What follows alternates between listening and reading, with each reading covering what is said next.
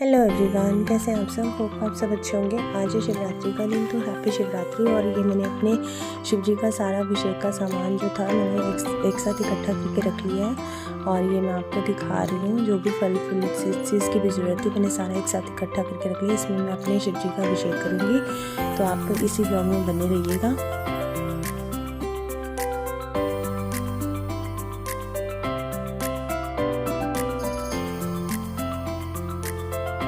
यहाँ पर ऑलमोस्ट मेरी सारी तैयारी हो चुकी थी, दीदी भी आ चुके थे, तो मैंने फिर आरती की भी थाली लगा ली थी। मतलब दिया, जो भी दिया बत्ती करने की सारी तैयारी होती है वो भी मैंने ऑलमोस्ट कर चुकी थी, ताकि कोई आए तो जल्दी से मैं पूजा पाठ शुरू करूं। और फिर मैंने सबसे पहले अपने ठाकुर जी का अभिषेक किया, शालिग्राम जी का अभिषेक किया, क्योंकि ये अभिषेक तो मुझे ही करके उनको स्थापित करना था। ठाकुर जी को तैयार करके बिठा दिया और उसके बाद आई भोलेनाथ की बारी, क्योंकि भोलेनाथ का अभिषेक सबने करना था, इसलिए स्टार्ट मैंने किया। पतिदेव और मैंने एक साथ मिलकर भोलेनाथ जी का अभिषेक किया। दूध, दही, शक्कर, बूरा, शहद और जिस चीज़ की भी ज़रूरत थी सब चीज़ों से मैंने उनका अभिषेक किया।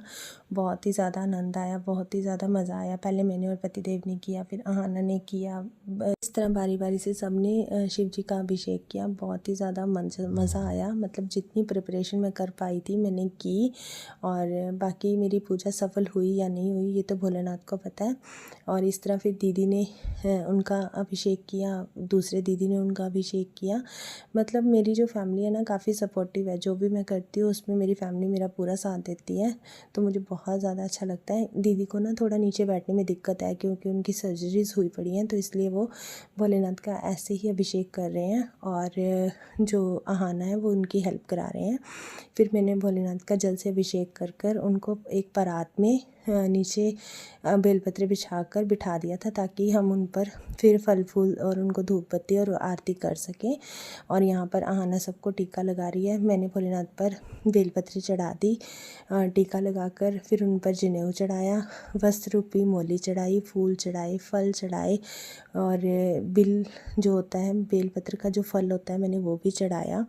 तो मतलब जितनी मुझे नॉलेज थी, जितना मैं समझ पाई या जितना मेरे को था कि मैं कर सकती हूँ, उतना मैंने किया। और इसके बाद आई फिर आरती की बारी, और भगवान से हाथ जोड़कर मैंने माफ़ी भी मांगी कि अगर मेरी इस पूजा पाठ में कोई गलती हो गई हो तो प्लीज़ मुझे माफ़ कीजिएगा। यहाँ पर दीदी पूजा अपनी कर रहे हैं कंप्लीट, क्योंकि बारी बारी से सबकी बारी आ रही थी। सबसे पहले मैं कर रही थी, फिर दीदी कर रहे थे, फिर छोटे दीदी कर रहे थे, मम्मा और पतिदेव और बच्चों से फिर कराना, तो टाइम तो लगता ही है।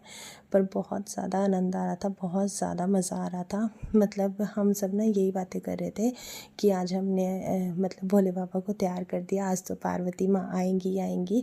तो बहुत ही ज़्यादा अच्छा लग रहा था। मतलब मंदिर जाकर हमें इतना टाइम नहीं शिवालय में मिलता जो हमने घर पे एंजॉय किया। भोलेनाथ को तैयार किया, हंसी मजाक किया और थोड़ा सा नाचे, थोड़ा सा गाए।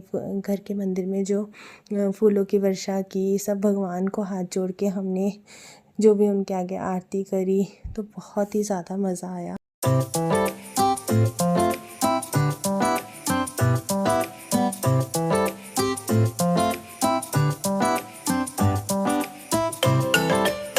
मम्मी को आरती कराने के बाद मैंने और पतिदेव ने मिलकर फिर भोलेनाथ की आरती करी। इस तरह बारी बारी सबने आरती करी और फिर लास्ट में हमने बाम बाम भोले का जयकारा लगाया। बहुत ही ज़्यादा मज़ा आया, बहुत ही ज़्यादा सबने जय जयकार करी। इतना ज़्यादा घर में पॉजिटिविटी आ चुकी थी ना, मैं आपको बता नहीं सकती। कि ऐसे हो रहा था कि पूरे घर में ही ना एक अलग सी ही लहर आ गई है। और लास्ट में मैं जो नाची हूँ ना बम बम बोले करके, मैं आपको बता नहीं सकती।